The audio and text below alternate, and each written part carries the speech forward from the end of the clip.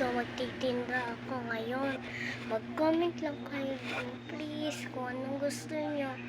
Ito, may tinda ako dito sa may bag ko. Pero kaso, makunti lang. Saka, ito, may mga bullpen. Ito. Pahit ka nito. Ito, tag-5. Lahat tag-5. Pero may isa, mas maganda. Ito, may isa, mas maganda. So, yun.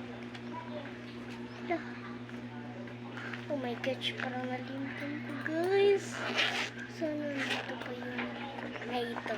Yan, pag-comment lang kayo kung gusto nyo. Ito, tag-5. Ito, tag-10. Sobrang kwan lang mahal. Ay, sobrang mahal.